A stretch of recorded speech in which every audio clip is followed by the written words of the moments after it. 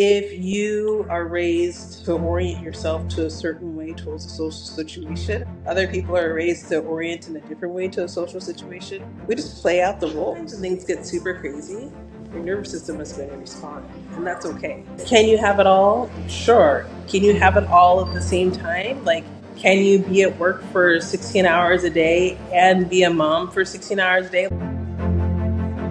Wait, so before we get into the podcast content, I want to ask you for one favor. If you like this type of content, please feel free to like, give a review if you watch on YouTube, or even if you're, listening on all podcast platforms. Subscribe if you're on YouTube, be a follower on the podcast platform, and so that I can get more and more of my guests on this podcast and on this content. Hello, everyone. Welcome to the Busy Moms Get It Done podcast, where we encourage moms that want to follow their motherly instinct and their passions. I am your host, Esther Shitu, journalist and mom of three. This week's guest is Adana McCarthy, a clinician and yoga therapist. She's also a best-selling author. Her book, The Future of Sacred Yoga Therapy, is available on Amazon. She currently serves as a senior PA in the U.S. Army and is a PhD student in public health. Thank you so much for your service, Adana, and thank you for coming on the podcast. Hey, thanks for having me, Esther. It's a real honor and a pleasure. So I always like to kind of kick it off to go back with like your background in terms of like how did you perceive motherhood as a child? Especially, did you look at your mothers or your grandmothers? Did you think, oh, this is something I aspire to be? Or is it like, maybe we'll skip that when I get older?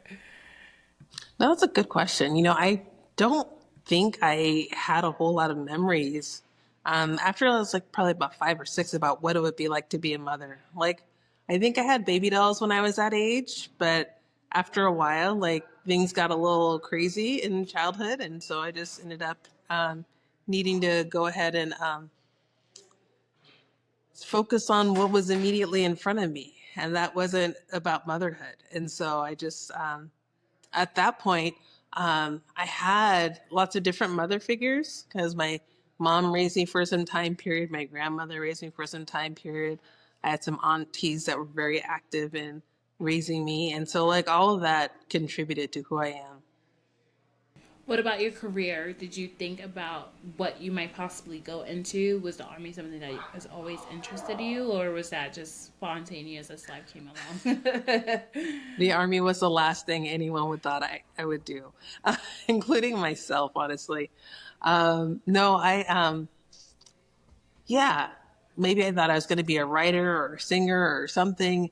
Um, but when I graduated college, I went to England for about a year and really kind of dug deep into experiential learning over there. And then coming back to Los Angeles, where I hadn't been since I was a kid, and really kind of diving deep into the experience of living there because I hadn't lived there in many, many years. And it was while I was in LA that I really started to kind of position myself in the political discourse of the time. This is back in 2004 and 5. We were talking about weapons of mass destruction in Iraq and all this other stuff. And I was really perplexed because I was in a community that was very anti-war, and I didn't really know anything about the war, really. And I didn't know a soldier. I didn't know anybody who was active in foreign policy. Like, I really didn't know anything about the military. And so I decided to join to learn more about what it would be like. Did you become a mother through that after you joined or before you joined? I became a mother long after I joined the military. I was in the military, oh gosh, maybe 14 years before before I had my son.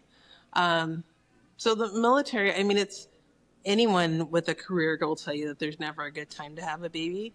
It's just, and the military is no different, right? There's never really a good time to be like, oh yeah, this is the perfect time for me to have a kid because nothing in my life will change. Everything will change no matter what. So like, you just roll with it. But I think I did try to get through a few different career milestones before I decided to have a kid. And yeah, once I had him, everything changed. So yes, case in point, I am an What, example. What was something that changed for you in terms of like obviously you said you hit some career milestones. Was there anything that you're like after you had a kid you felt like you needed to reach more? Or did you feel like you needed to pull back on a little bit more? So when I had my son, I was lucky enough to have 3 months of convalescent leave or post or maternity leave. And so I was really grateful for that. And, I really relished in that amount of time that I had with him. Um, and then I had some kind of unconventional time in the military. I was sent to a military school for a few months in DC and, did a couple things. And then I ended up moving to, where did I move to? Korea. No, just kidding. Where did I move to after I had my son? Oh, I moved to San Diego. I started grad school in San Diego. And so when I did that, I also had the flexibility of like, yeah, my kid had to go to daycare, but when it was out, I just was able to take care of him at home. And with the pandemic and everything, it was just kind of like, we just kind of worked through it all, and I got to spend a lot of time in that first 5 years with him that I don't think a lot of military moms get the opportunity to do that. So it happened to be lucky and special. So one of the things that we spoke about was how you got into yoga, right? When after in your journey, so I would like you to speak a little bit about that because I found it interesting and how I guess how does that connect to your motherhood journey? So yoga and my motherhood journey. Um, I've been doing yoga for about 20 years, 20, well, yeah, 25 years. And during that time, I really used it as an opportunity to go deep into what it was that I was understanding about myself, around the world around me. And I really, when it came time to become a mother, I think I just use that present moment awareness and that mindfulness as an approach to how I approach pregnancy, how I approach motherhood. And really, the most important thing for me and my son is just to be present with him as much as possible, to be open and alert and anticipatory and ready to create the world that he's going to be living in. You cultivate that, especially those first 5 years, so you can kind of have an environment where they can grow and thrive and form the appropriate attachments and all the other stuff. But yoga was really informing that because I had cultivated so much present moment awareness of myself. I wonder how that helped. I guess with also with the military because you mentioned when we first spoke that I guess in your journey you were able to help other mothers through the act of yoga. Can you describe that a little bit? Yeah. So my first deployment, well, right after I got to my first unit, 3 weeks later, I was in Kuwait and on my way to Iraq. So as soon as I got to my unit, we were deployed. And while I was deployed, I had soldiers that wanted to learn about yoga. They just wanted to have something that they could practice in. And I had been practicing for several years by then. And so I was like, I'm not a yoga teacher, but I'll teach you what I know. And so I ended up teaching them every Sunday at the base in this kind of isolated little area. We roll out our mats and we do our yoga and you just kind of dive deep, tap in, and just kind of do some deep relaxation, some deep movement.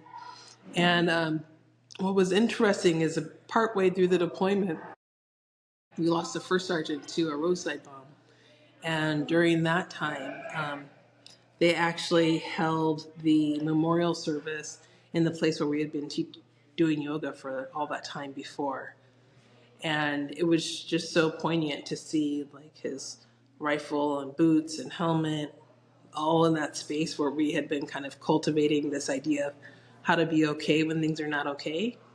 And we had to actually live it because things were definitely not okay. When you lose a leader like that, you lose somebody who you care about, lose somebody who lit up the room when he went inside the room, and to have him not be there and for us to be present, it was meaningful. For me, it was like a profound moment that we had been cultivating this peace of mind and we had to use that peace of mind. I like what you said. It's kind of like that bringing back moment of like you didn't know this was going to happen, but when it did, what you've been using in order to like I guess cope kind of helped you cope with this horrible or horrific thing that happened, right? Um, I was wondering if you can delve a little bit. I know into your book, right? The future of sacred yoga therapy. Like, how does that, I guess, cultivate into everything that you did? What was your process in terms of writing the book? Yeah, so the future of psychotherapy, I'm one of several authors in that book.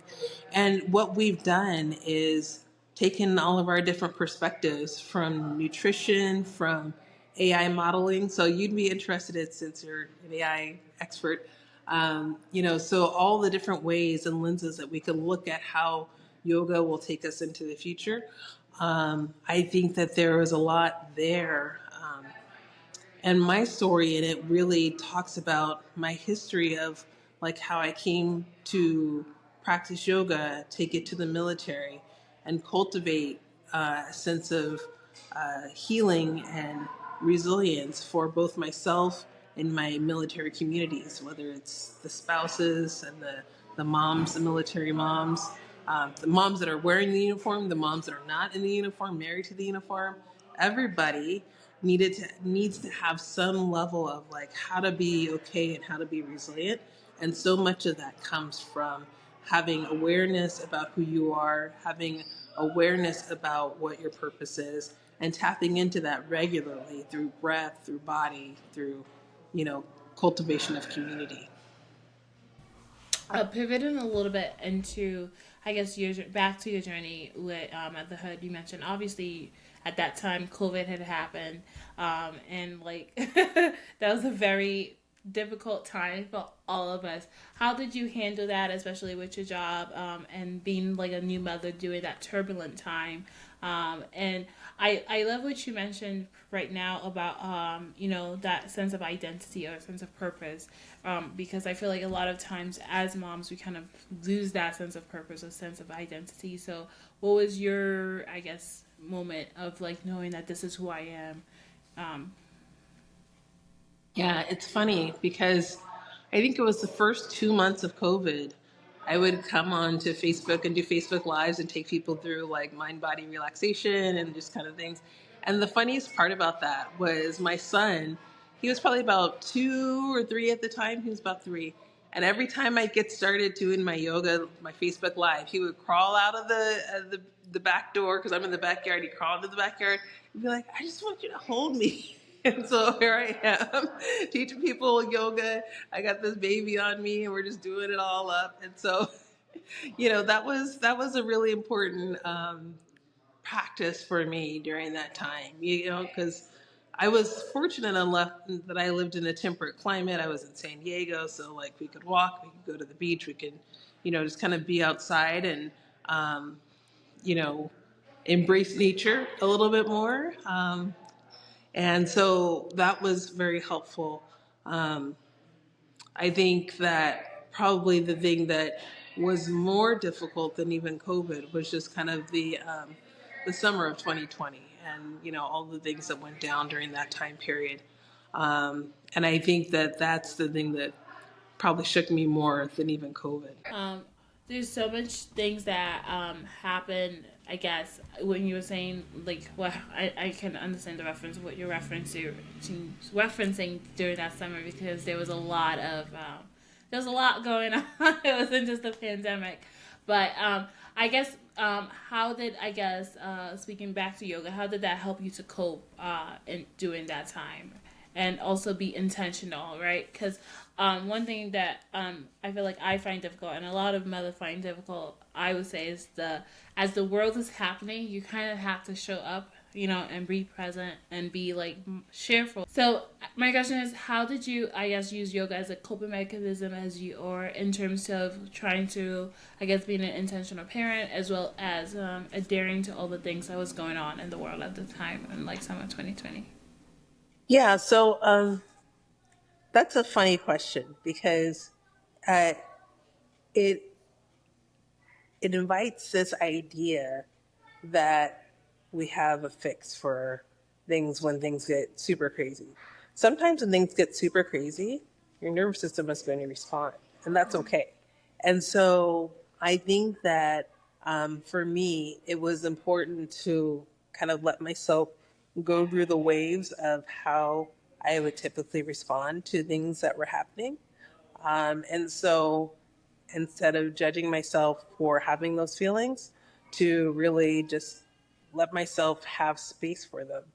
And I think that that's a really important skill, especially when we're talking about parenting as well, because when our kids are having big emotions, it's so important to be present with them at that moment and just be open hearted and be and understanding that, of course, it's natural for you to feel this way when the situation comes up.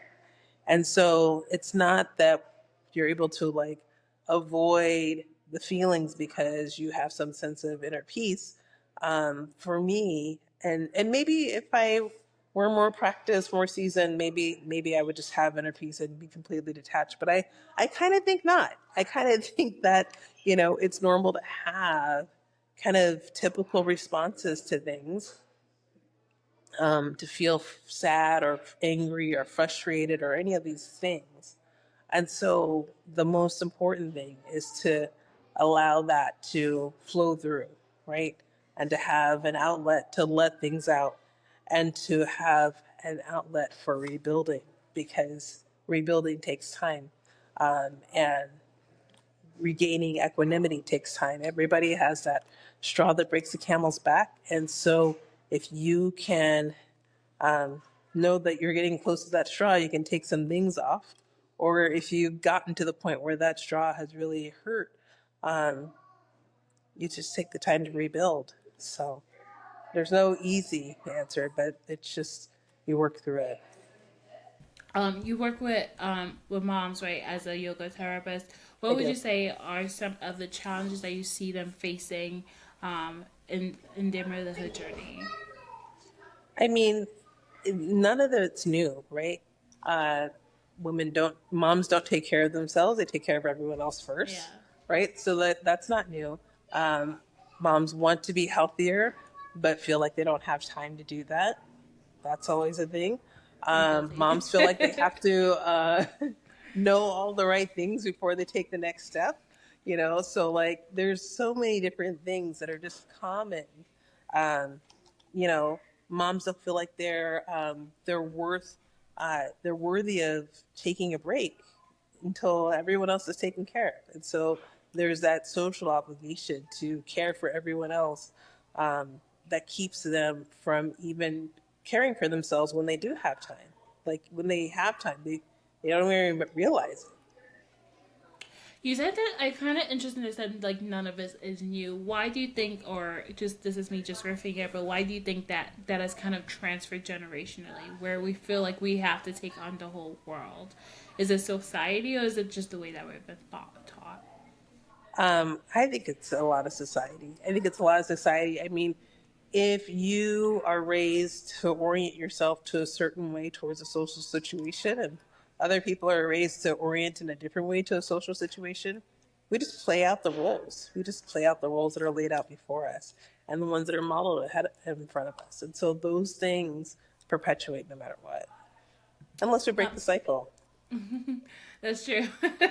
There are some people I feel like that are breaking the cycle. I feel like each generation has that. Like, I'm not going to carry the weight of My the world. husband, my husband does laundry. I'm very excited, and he does dishes.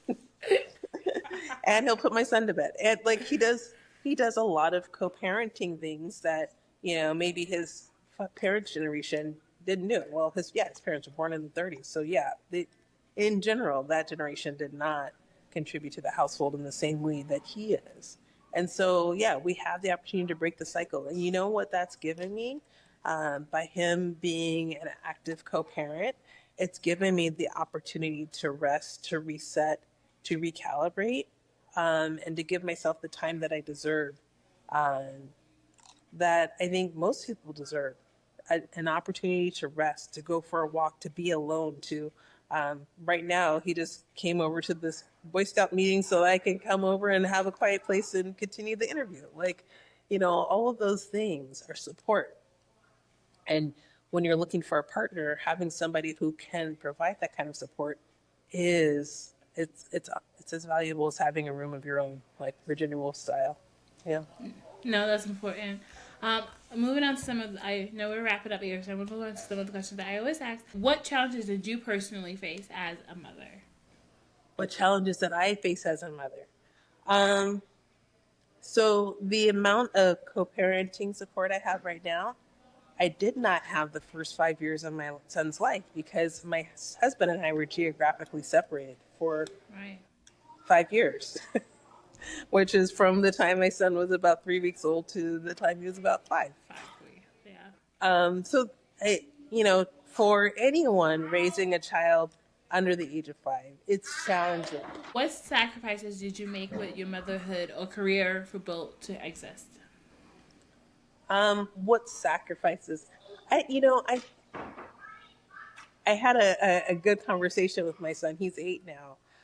About sacrifices, right? Because there's this, viral video going on about, I'm going to interview you for this job. You have to, stand on your feet for Yeah. all the time, and you have to bend over and lean over all the time. You have to do all this stuff, and you don't get paid. And it's about being a mom, right?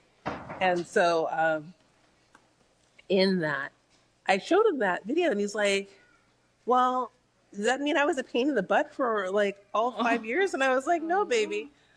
I just knew it was really important for me to be there. And so I just went and did whatever it took, and I referenced that Imagine Dragons songs, whatever it takes, because he loves that song. And I was like, dude, it's just whatever it takes, because that's the love. That's the reason. That's why we do what we do. And so when I think about sacrifices, I mean, what? Sleep. I didn't take the jobs where I was going to be on the road all the time. I decided to, try to cultivate as much space where I could have a balance, where I could see my son before and after work, or have flexibility to take him to where he wanted to be and do the things that he needs to do. Um, I, I've been blessed in a lot of different ways to have some flexibility in my work since he's been born. I think that uh, if I hadn't had him, I would have probably taken more rigorous jobs, more traveling jobs, more demanding jobs. Um, but I'm totally okay with what I have right now in terms of where my career is, where it's going, and all the different ways I can reshape it to have more things of what I want. Because one of the things that I really want is to have time and quality time in a relationship with him. So sacrifice, I guess, but I also want to have that relationship. No, I understand that. I feel like it's a juggle act of like of like what's important to you, and then making sure you're cultivating the your children's interests as well.